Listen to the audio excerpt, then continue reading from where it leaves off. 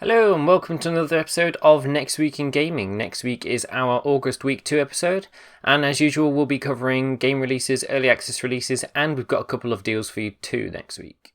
So first up on our sales we have a FPS Heroes bundle, and this is currently on the Bundle Stars website. It hasn't actually got an ETA for when it actually comes down, although it does feature 8 FPS games, all for around $2.99. Which is a damn good deal, even if the games are terrible, which they aren't. The main game I am highlighting this for, though, is Betrayer, which came out a little over a year ago and surprisingly got very little PR attention. I think there was 1 or 2 articles up on Rock Paper Shotgun about it. But it's the only game that's done the black and white with the red highlight art style properly, in my opinion. And it's a really weird, it's a sort of horror, loneliness style game where you're on a random island that did have a colony and then has since been invaded by Spanish Inquisition or whatever. No one expects them. And your goal is to figure out the general storyline of what happened to all of the people on there.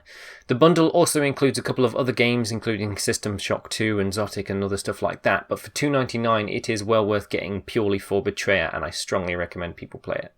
Next up we have the Humble Bandai Namco bundle, which features quite a few pretty damn good games if you ask me. Obviously on the top tier above $10 you've got Dark Souls Prepare to Die Edition, which is a staple for anyone's Steam library, and it also has a really great game called Enslaved Odyssey to the West, which is by the developers Ninja Theory, who are creating Hellblade, a game which is soon to be coming out, and also Heavenly Sword, which was a pretty great game on the PS4. Other games include Dead Core, Ridge Racer Underground, as well as Ace Combat Assault Horizon, rather. That's a pretty great arcade airplane shooter, not exactly for those who enjoy flight simulators and reading through 25 pages of manual. But this bundle is well worth it purely for most of those games, particularly so if you don't already own Dark Souls. First up on the release schedule for next week is an early access title called Gunheim. This is coming out on August the 10th, and it's being developed by developers called Saidi Limited. And for those of you who are familiar with Smash TV from a very, very long time ago, probably one of my favourite childhood games, this game is just that, only with a more open world series of missions.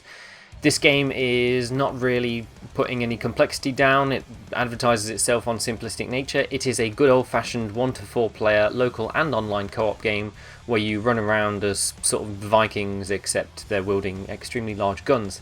The whole purpose of this game is to run around with ludicrous weapons, cause mass destruction. There's very little storyline involved, and it's just there to have a bit of fun. So I will probably be picking up this one, particularly for my Steam machine. Again, probably going to be a great party title. Next up on the release schedule is a game that's coming out on the 11th of August, and this is being developed by Cross Product. It's a game called Escape the Fall of Gravity, and it didn't catch my attention based on visuals, but rather the intense mindfuckery that the game did to my brain when I watched the trailer. So in this game you'll play as an octopus, and the world has a severe lack of gravity, and all of the objects have their own weird little localized center of gravity instead. This is a mixture between a game like Sonic, where you're basically going through a level as fast as possible and collecting all the rings, and general weirdness of games like Fez. So this game has over 60 levels in 18 different zones, and the general idea is that you get to the end of them. There's no way for you to fight. Octopi aren't well known for their hardy defensiveness, so instead you'll be using all of the weird gravity and water to escape enemies instead of take them on. This is primarily a puzzle game, and as usual will be coming out next week. Finally on the release schedule, sometime this month, is a game called Energy Hook. We're not entirely sure when this one's coming out, but it is coming out this August. It's being created by Happion Labs, and if you're familiar with the web-slinging in Spider-Man 2, this should be a relatively familiar game because this is invented by the same guy who made that mechanic. In this game you'll be a extreme sports player as opposed to a superhero, and the whole idea is that you go around a couple of sandbox levels and complete objectives, pull off some crazy moves and stuff like that. There will be optimization features so you can customize how your energy hook works, as well as your jetpack, which is also equipped to you so that you can pull off some crazy stunts and run along walls and stuff. Obviously this game is a little bit tech demo-y, the graphics are looking a little bit dated, but we'll have to see how it progresses once it comes out. Finally, our review title for next week will be Flying Cafe for Semi-Animals Cradle. That will be published on Thursday the 13th of August next week. And this is the game that is extremely creepy, set in 2076, where human consciousness has been transferred into robotic minds. And your job will be to solve a bunch of puzzles in a rather run-down and very vibrant and yet scary-looking amusement park.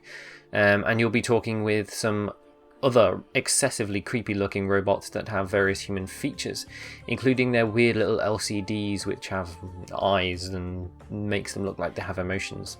So if you come back next week on Thursday and check out our review of that as well as our performance analysis. That's it from us at Next Power Up. Join us next week on Thursday for our review as well as our Next Week in Gaming article on Saturday. As usual, drop us a line in the comments section below for what games you've been playing. Thanks for watching. See you guys next time.